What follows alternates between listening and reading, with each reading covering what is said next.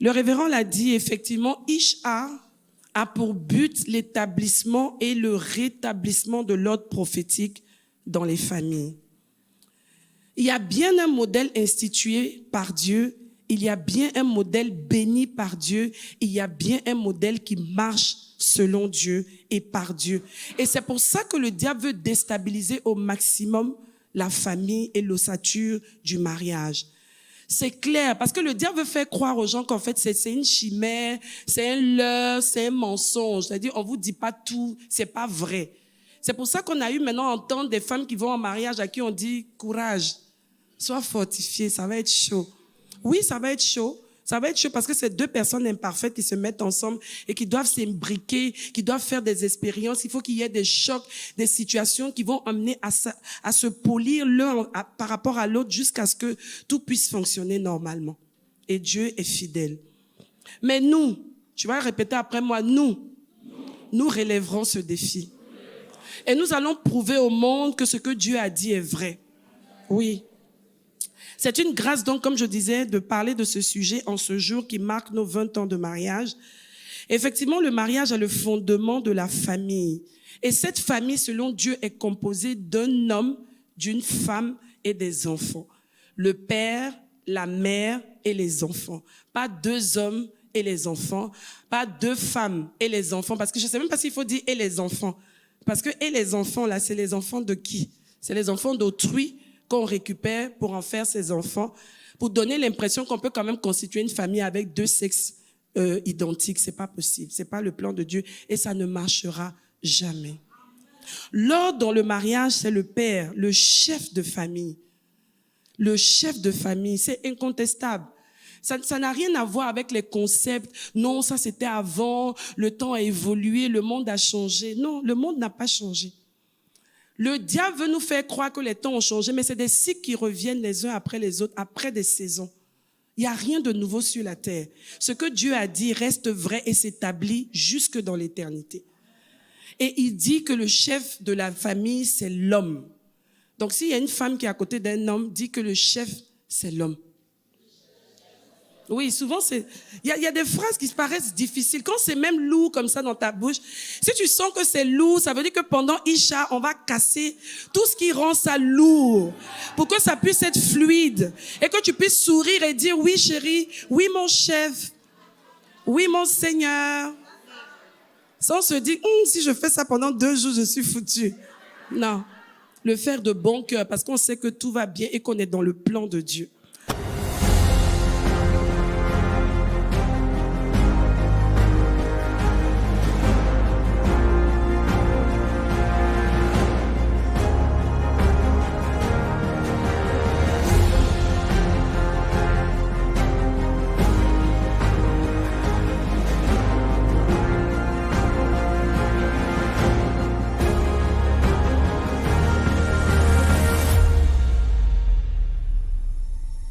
Que le nom du Seigneur soit béni. On va s'asseoir ce soir. On va recevoir ce partage que nous avons ce soir. Et le message que j'ai à partager, c'est la femme, l'aide, l'assistante. Tu peux dire à une femme à côté de toi, la femme, l'aide, l'assistante. C'est ça, la femme, l'aide, l'assistante. Le révérend l'a dit, effectivement, Ishar a pour but l'établissement et le rétablissement de l'ordre prophétique dans les familles. Il y a bien un modèle institué par Dieu, il y a bien un modèle béni par Dieu, il y a bien un modèle qui marche selon Dieu et par Dieu. Et c'est pour ça que le diable veut déstabiliser au maximum la famille et l'ossature du mariage. C'est clair, parce que le diable veut faire croire aux gens qu'en fait c'est une chimère, c'est un leurre, c'est un mensonge. C'est-à-dire on vous dit pas tout, c'est pas vrai. C'est pour ça qu'on a eu maintenant à entendre des femmes qui vont en mariage à qui on dit courage, sois fortifié, ça va être chaud. Oui, ça va être chaud. Ça va être chaud parce que c'est deux personnes imparfaites qui se mettent ensemble et qui doivent s'imbriquer, qui doivent faire des expériences. Il faut qu'il y ait des chocs, des situations qui vont amener à se polir l'un par rapport à l'autre jusqu'à ce que tout puisse fonctionner normalement. Et Dieu est fidèle. Mais nous, Tu vas répéter après moi, nous relèverons ce défi. Et nous allons prouver au monde que ce que Dieu a dit est vrai. Oui. C'est une grâce donc, comme je disais, de parler de ce sujet en ce jour qui marque nos 20 ans de mariage. Effectivement, le mariage est le fondement de la famille. Et cette famille, selon Dieu, est composée d'un homme, d'une femme et des enfants. Le père, la mère et les enfants. Pas deux hommes et les enfants, pas deux femmes et les enfants, parce que je ne sais même pas s'il faut dire et les enfants. Parce que et les enfants, là, c'est les enfants de qui? C'est les enfants d'autrui qu'on récupère pour en faire ses enfants, pour donner l'impression qu'on peut quand même constituer une famille avec deux sexes identiques. C'est pas possible, c'est pas le plan de Dieu et ça ne marchera jamais. L'ordre dans le mariage, c'est le père, le chef de famille. Le chef de famille, c'est incontestable. Ça n'a rien à voir avec les concepts. Non, ça c'était avant, le temps a évolué, le monde a changé. Non, le monde n'a pas changé. Le diable veut nous faire croire que les temps ont changé, mais c'est des cycles qui reviennent les uns après les autres, après des saisons. Il n'y a rien de nouveau sur la terre. Ce que Dieu a dit reste vrai et s'établit jusque dans l'éternité. Et il dit que le chef de la famille, c'est l'homme. Donc s'il y a une femme qui est à côté d'un homme, dit que le chef, c'est l'homme. Oui, souvent, il y a des phrases qui paraissent difficiles. Quand c'est même lourd comme ça dans ta bouche, si tu sens que c'est lourd, ça veut dire que pendant Isha, on va casser tout ce qui rend ça lourd pour que ça puisse être fluide et que tu puisses sourire et dire oui chérie, oui mon chef, oui mon Seigneur. Sans se dire, si je fais ça pendant 2 jours, je suis foutu. Non, le faire de bon cœur parce qu'on sait que tout va bien et qu'on est dans le plan de Dieu. La mère, donc la femme qui est l'assistante du père, comme disait aussi le révérend hier, et les enfants. Ah ça, c'est la première fois par contre que j'entends ça présenté comme ça par le révérend. En fait, c'est même la première fois que j'entends présenter ça, non seulement par lui, mais même jamais entendu. C'est que les enfants sont les collaborateurs des parents. C'est tellement vrai en plus. Parce que les enfants qui naissent, ils imitent même tout petits, ils essaient de copier tout ce que leurs parents font pour emmener, pour leur dire à un moment donné qu'on est grand et qu'on peut faire les mêmes choses que vous. La preuve, quand on a des petites filles, des petits garçons à la maison, à un moment donné, ils deviennent nos assistants. Ils collaborent avec nous, on leur donne des tâches. Toi, tu vas t'occuper de telles choses et tout et tout. Donc, l'ossature familiale, justement, père, mère et enfant, est fait pour qu'on puisse être complémentaires, qu'on puisse travailler ensemble pour atteindre les buts de Dieu. Genèse 2, verset 18. Genèse 2, verset 18, la Bible dit, l'Éternel Dieu dit, il n'est pas bon que l'homme soit seul. Je lui ferai une aide semblable à lui. Une aide semblable à lui. Oui, au nom du fait que peut-être certaines cultures ont malmené la femme, ont écrasé la femme, les femmes ont décidé de se lever et dans cette manière de se lever là, ce n'était pas conduit par l'Esprit de Dieu, ce n'était pas selon la pensée de Dieu qu'aujourd'hui les femmes commencent à revendiquer à tout va qu'elles sont comme les hommes et sont de... Non, Dieu n'a pas de problème. Il a dit semblable. Lui, il n'a pas de problème. Semblable à l'homme. L'homme et la femme sont semblables. Sauf qu'elle est une aide pour l'accompagner et pour l'emmener à atteindre les buts que Dieu a pour lui. Donc, il n'y a pas de débat de féminisme ou de quoi que ce soit. Dieu n'a pas de problème. C'est pas parce qu'on désigne quelqu'un comme un chef que ça veut dire que la personne est au-dessus de toi. C'est juste qu'il y a un ordre à respecter. Et si on arrive, il y a une personne qui est en charge, qui devra répondre en premier lieu. Et les autres assistent autour. C'est simple. Le diable nous fait croire que tout ce que Dieu nous demande de faire est tellement compliqué. La preuve, partout vous allez voir, et je pense que le révérend l'a dit hier, partout vous allez vous rendre compte qu'il n'y a pas d'ordre. On n'a pas établi la hiérarchie, c'est le désordre. Partout il y a le désordre, il n'y a pas d'harmonie. Tout le monde veut faire ce qu'il veut, tout le monde peut faire ce qu'il veut, on ne sait pas à qui. C'est-à-dire qui est responsable. Quand il y a une situation, c'est tout le monde qui se lève en même temps. Ça ne peut pas marcher. L'ordre que Dieu donne, c'est pour que les choses puissent marcher convenablement. Donc l'assistante en question, qui est la femme, et cette assistance que Dieu attend d'elle, cette aide va impliquer premièrement qu'elle puisse connaître l'agenda de l'homme qu'elle doit assister. Quelle est la vision que Dieu a donnée à cet homme? Elle doit connaître. Tu ne peux pas demander à quelqu'un de t'aider à cuisiner si la personne elle-même ne sait même pas les notions même de la cuisine. D'abord, ne sait même pas ce que tu veux d'elle. Et puis même, qu'est-ce que tu es? Si tu es cuisinier, pour qu'elle puisse savoir qu'elle doit prendre des cours pour apprendre à t'aider à cuisiner, par exemple.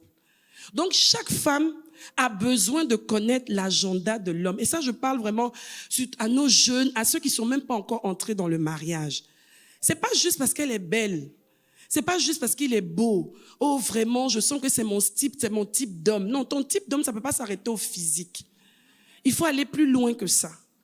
Et chercher à savoir quelle est la vision que Dieu lui a donnée. Quels sont les rêves que Dieu a enfuis dans cet homme?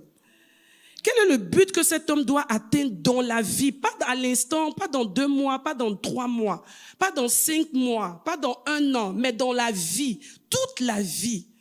Qu'est-ce que Dieu lui dit? Quand il se projette dans 10 ans, dans 20 ans, qu'est-ce qu'il a entendu Dieu lui dire et où est-ce qu'il pense que Dieu l'emmène? Il est important de poser des vraies questions. Genèse 2, verset 24. Genèse 2, verset 24. C'est pourquoi l'homme quittera son père et sa mère et s'attachera à sa femme et ils deviendront une seule chair. Dieu demande que l'homme quitte son père et sa mère avec qui il a vécu pendant des années et des années avant de te rencontrer pour s'attacher à toi. Ça veut dire qu'il y a quelque chose de tellement fondamental que tu devras faire dans la vie de cet homme-là. Si on lui demande de quitter toutes les personnes de confiance qu'il a pu avoir pendant tout son parcours jusqu'à ce qu'il te rencontre, ça veut dire que tu dois être assez sage pour te demander quelle est l'attente qui est placée sur ta vie par rapport à cet homme. Il y a des gens qui se marient à 30 ans, qui se marient à 35 ans, d'autres un peu plus tôt, d'autres un peu plus tard. C'est tout un parcours en fait. Tu as tes frères et sœurs, tout ça. Et Dieu te dit, ton père et ta mère qui représentent vraiment les figures de Dieu pour toi, que tu devras les quitter pour une femme. Une femme à qui on te dit, je veux t'épouser, tu dois te poser la question. Il va quitter tout ce monde-là pour moi, mon Dieu. Qu'est-ce que Dieu attend de moi? Ou toi-même, qu'est-ce que tu attends de moi? On doit prendre la mesure de ce que ça veut dire. Quittera son père et sa mère pour s'attacher à toi qu'il a rencontré il y a 3, 7 mois, 1 an, peut-être 2 ans. Parce que ça ne doit pas aussi trop durer, les fiançailles éternelles là. Les fiançailles éternelles, souvent, c'est qu'il y a beaucoup de choses, des non-dits, des choses cachées derrière. Donc, il quittera tous ceux qu'il a toujours connus pour s'attacher à sa femme. Ensuite, dans ce passage, il ressort qu'ils deviendront une seule chair, ce qui implique qu'ils vont avoir un seul objectif de vie. C'est-à-dire, quand ils se lèvent le matin, quand ils se couchent le soir, ils savent qu'ils ont un but qu'ils sont en train de poursuivre. Et ce but-là, ils vont le poursuivre jusqu'à ce qu'ils quittent la terre. Aujourd'hui, nous, on peut regarder dans le rétroviseur et voir 20 ans avant tout ce qu'on avait pensé que Dieu nous avait dit, mais Dieu est en train de les faire. C'est vrai qu'en cours de route, il y a des choses, il peut y avoir des petits changements, mais ce n'est pas des changements qui sont dus à 360, c'est-à-dire du jour au lendemain, Dieu change tout, du tout au tout, pas possible. Moi, quand je rencontrais le révérend, c'est bon d'avoir des exemples pratiques, n'est-ce pas? Je vous ai toujours dit que je n'avais jamais, mais non, au grand jamais, non, même pas espéré même, parce que rêvé, ou même voulu, en aucun cas épouser un pasteur. Quoique à l'intérieur de moi, j'avais ce rêve-là d'avoir un homme très engagé, un laïc très engagé avec qui on servirait Dieu, mais vraiment comme Dieu veut, mais pas un pasteur. Parce que le pasteur, je voyais les fidèles, je voyais les problèmes des fidèles, je voyais tout ça chez moi à la maison. Je dis non, je préfère être dans la catégorie de ceux qui vont vers le pasteur, mais pas de ceux vers qui on vient. Alors, il faut bien que cette femme-là puisse demander à l'homme. Et moi, je lui ai dit, je veux dire, le révérend, je savais qu'il était déjà un homme de Dieu. Je connaissais sa vision. Je n'avais pas toute la lecture. C'est vrai qu'au départ, quand on s'est rencontrés, moi, j'étais bien parce qu'on n'avait même pas d'église. Donc, à un moment donné, Dieu m'a convaincu. Je me suis dit, bon, c'est quand même un bon compromis. Homme de Dieu, mais pas d'église. Donc, ministère, c'est pas mal, c'est une belle tendance en fait. On rentre ministère et on rentre chez nous, on n'a rien à voir après, on gère plus le reste. Mais Dieu est tellement sage. En cours de route, il a dit, ok, maintenant église, tu es déjà là. Mais je suis pas très loin en fait de ce que Dieu dit. On n'est pas très loin de ce que Dieu a donné en fait. Donc là, l'église, c'est comme une continuité de la vision du ministère. Donc pour dire que c'est vrai qu'au début, on peut ne pas avoir la clarté de tout, mais on a quand même une orientation. On sait que ce couple-là, voici ce que Dieu leur a dit, voici ce que Dieu a dit à l'homme, et la femme doit pouvoir comprendre. Et c'est pour ça que justement que l'homme doit partager sa vision.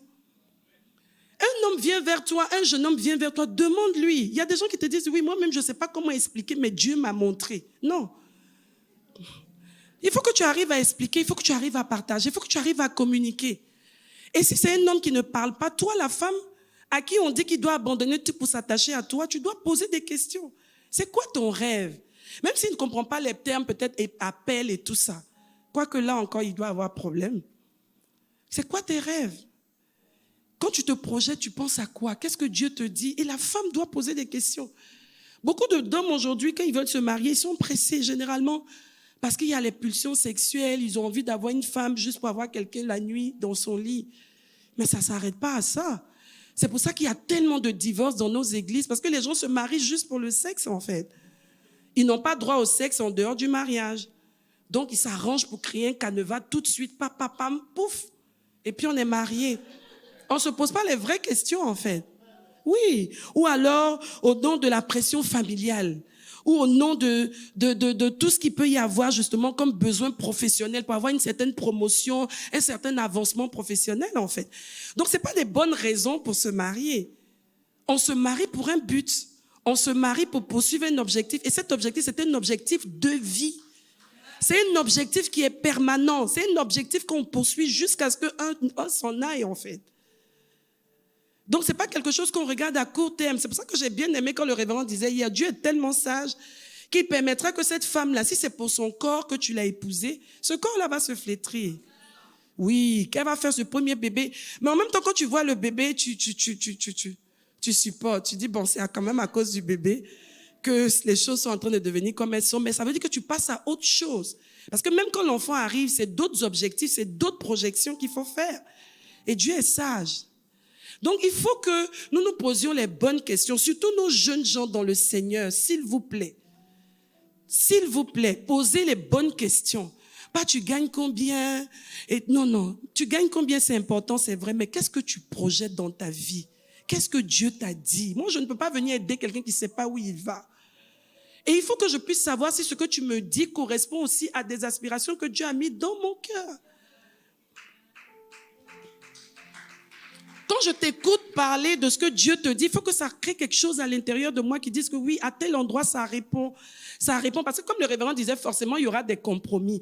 Mais ce n'est pas des compromis aussi qui te font changer complètement et qui te font oublier complètement ta personne pour te donner à un homme, en fait. Pas du tout. Avant de se marier, l'homme et la femme doivent réaliser qu'ils sont ensemble pour construire une vie. Une vie.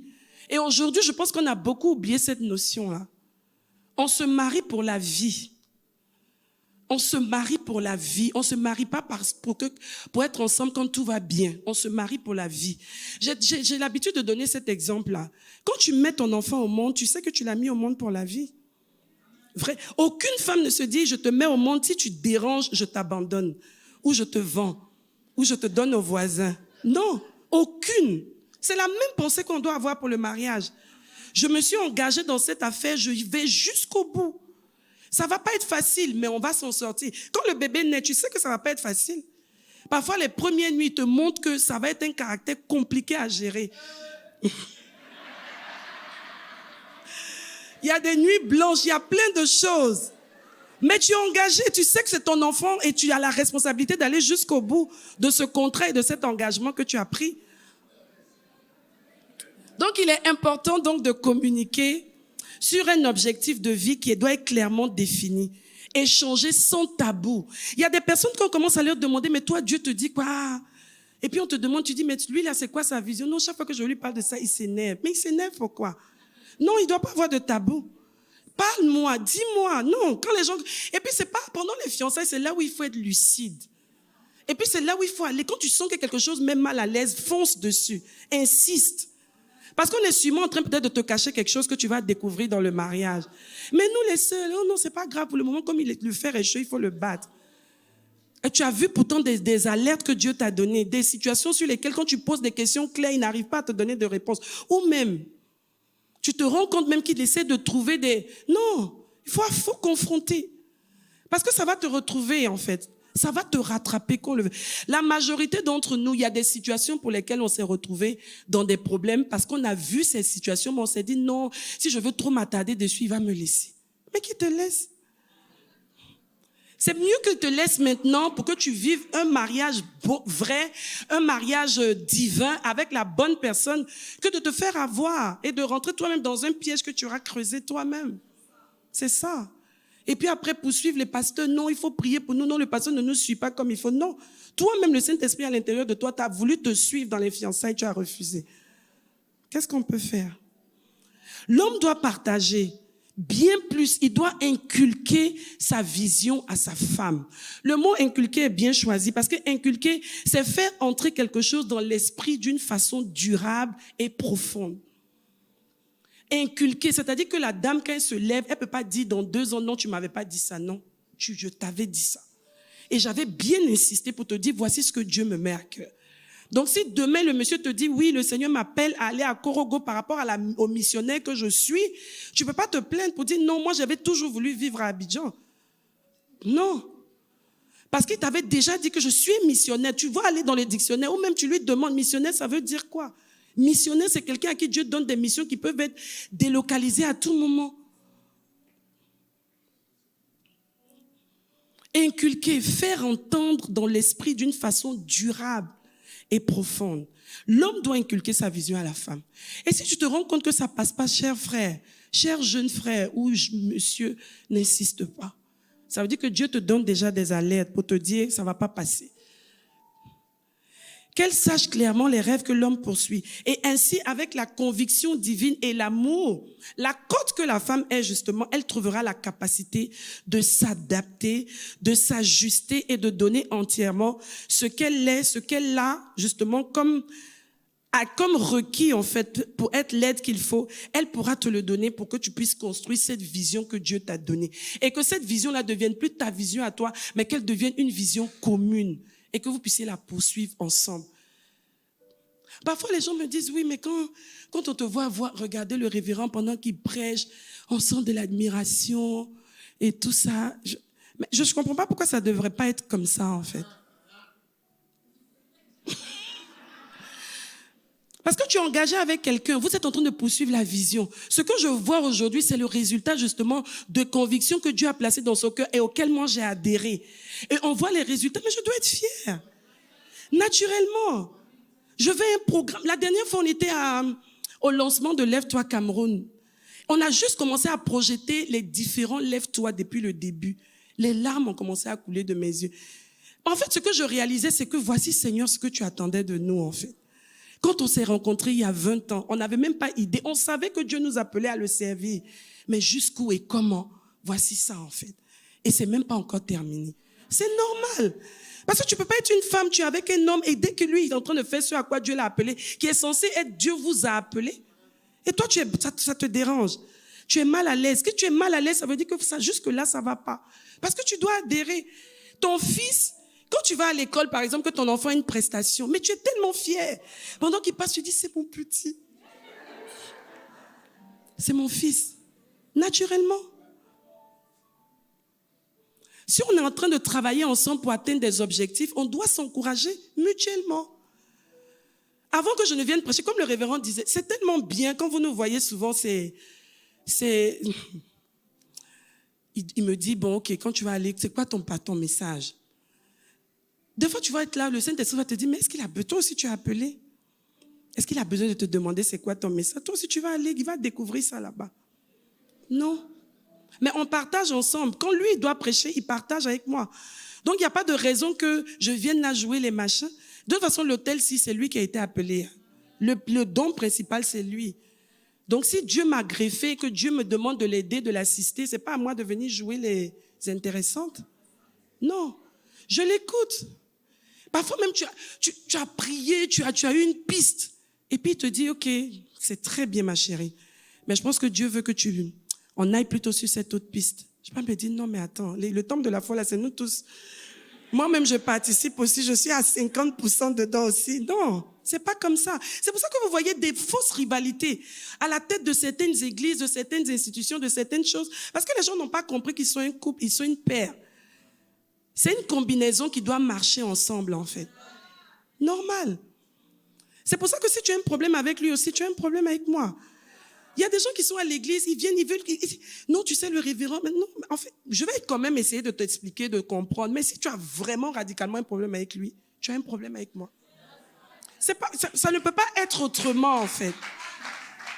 Tu peux pas avoir un problème avec lui. Et puis voilà, tu viens, tu veux rigoler avec moi, non, va régler tes problèmes.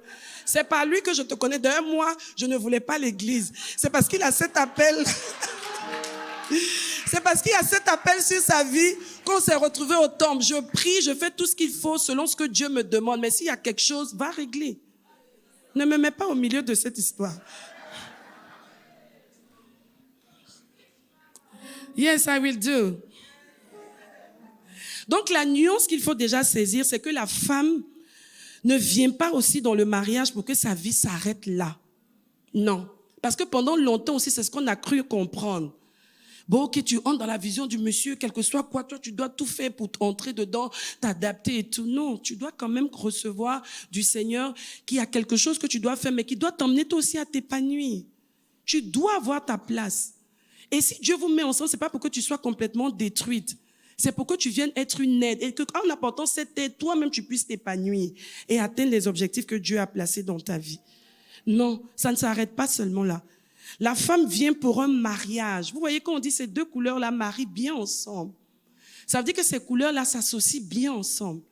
Elles s'agencent bien ensemble. Donc le mariage, c'est une association, c'est un assemblage.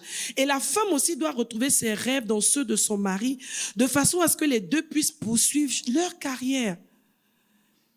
Deux personnes peuvent être dans deux choses différentes, mais poursuivant le même but divin.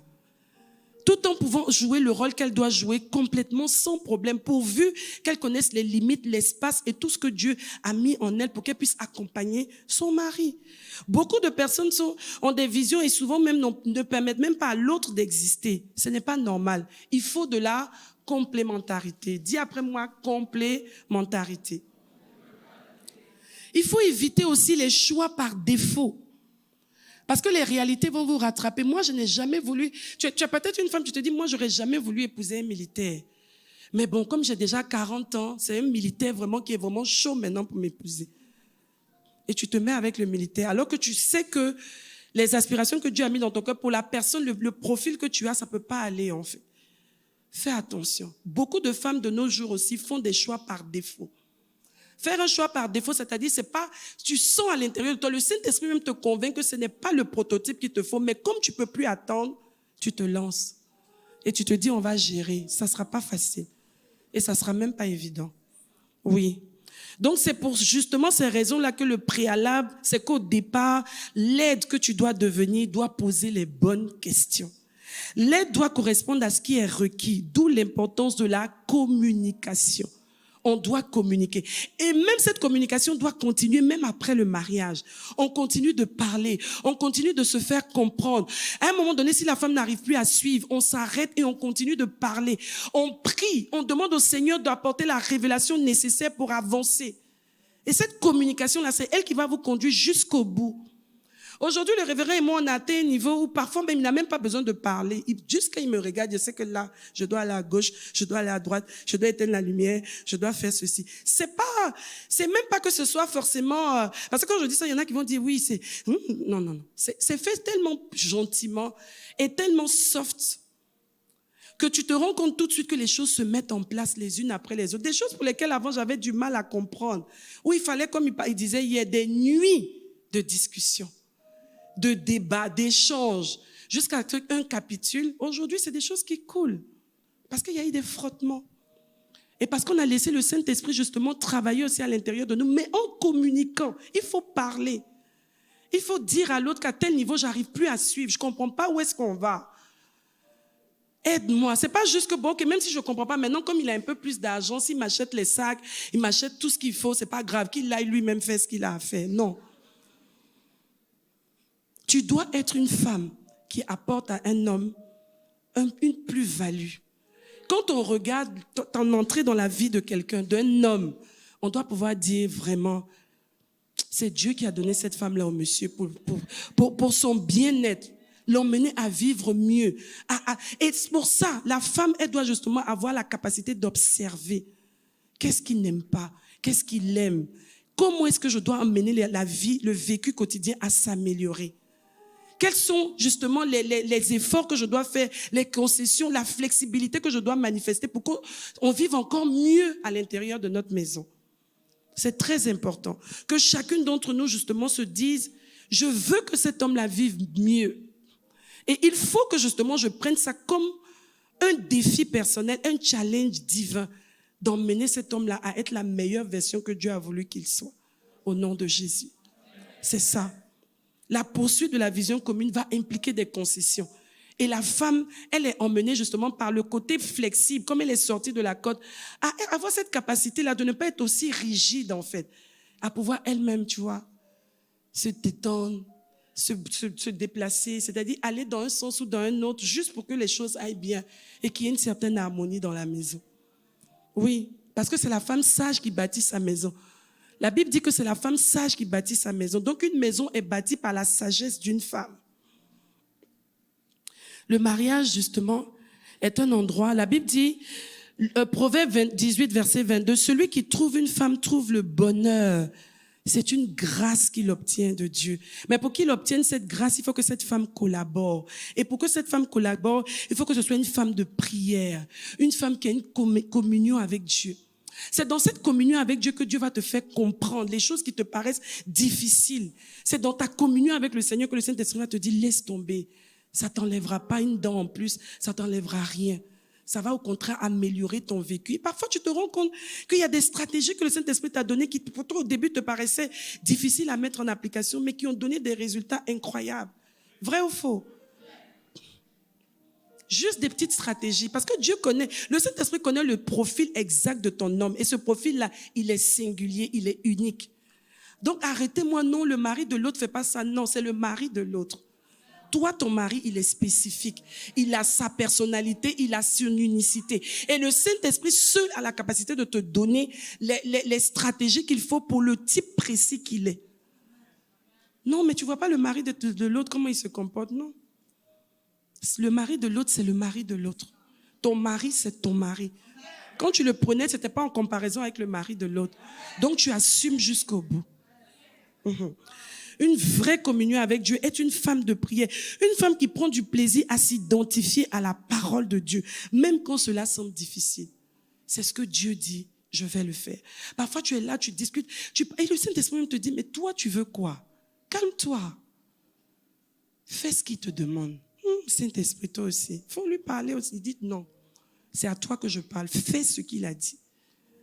Et tout de suite, quand tu fais ça, tu vois les résultats. Parce que tu arrives justement dans ta communion avec le Saint-Esprit, à laisser le Saint-Esprit te transformer. Moi, je ne sais pas ce que... Aujourd'hui, les gens... Il y a quoi, 2 jours, combien de jours, ils me disaient... Oh, mais les gens, vraiment, parfois, quand les gens me voient, quand je parle, ils me disent, les gens ne savent même pas que tu cries comme ça sur moi. Est-ce que toi, tu peux imaginer ça? On dit, non, mais la wife, elle est douce, elle ne parle pas, elle est gentille, elle est ceci.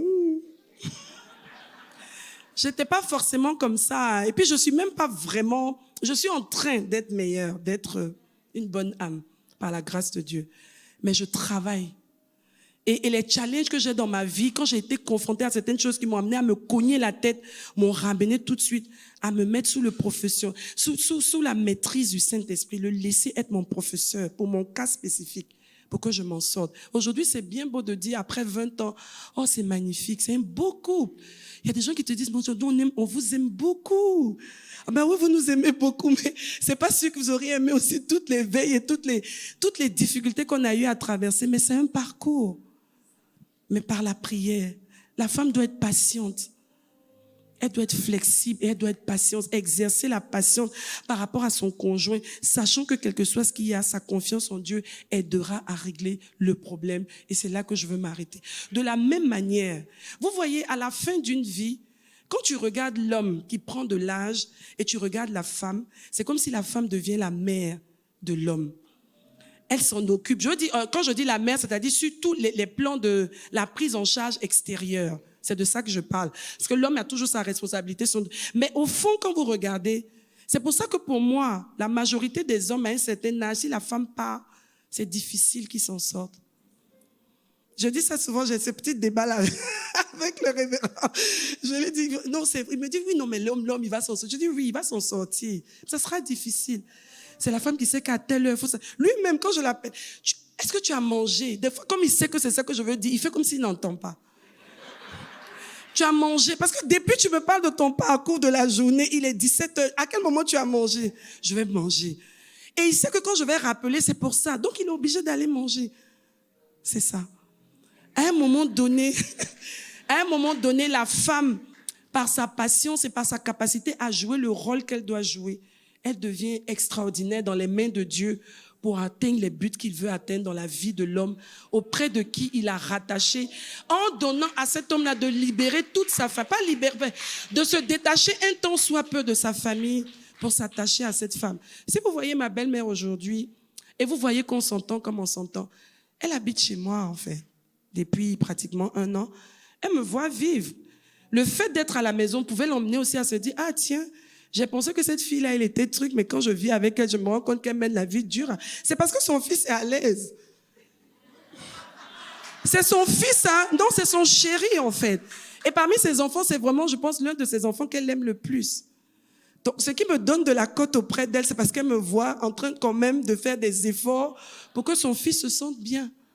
Maman, c'est ça, hein? Que Dieu nous bénisse alors. C'était quelques conseils ce soir pour aider une femme, une jeune fille à poser les bonnes questions et à se préparer. Parce qu'à l'école et tout ça, dans le parcours, on n'a pas souvent ce type d'enseignement. Mais il faut qu'on s'arrête pour comprendre vraiment. C'est pas juste la belle robe du jour du mariage. C'est la suite et les 30 et les 40 années à venir. Que Dieu nous bénisse.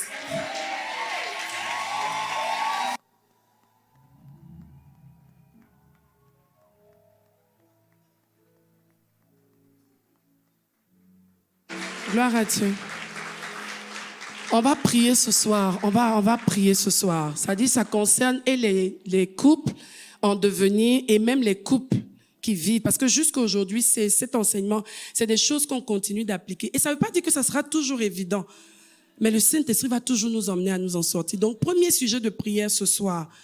Pour quelqu'un qui est en train de se poser des questions, tu dis, Seigneur, tu vas prier et demander, Seigneur, aide-moi à comprendre l'enjeu d'être une femme pour quelqu'un.